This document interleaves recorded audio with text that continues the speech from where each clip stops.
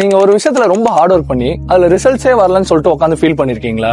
உங்களை எத்தனை பேருக்கு பேம்பு தியரி பத்தி தெரியும்? ஒரு பேம்பு நீங்க வளர்க்குறீங்கன்னா அந்த ஃபர்ஸ்ட் இயர்ல அதுக்கு எந்த growthமே இருக்காது.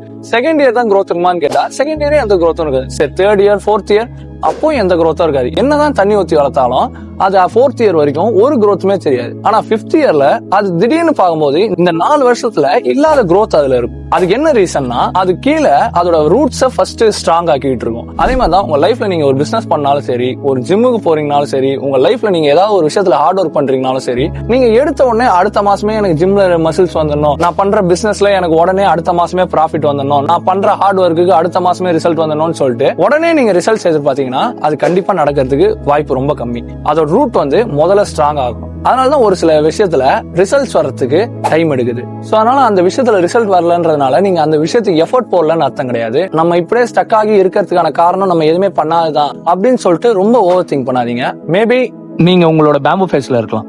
So trust the process.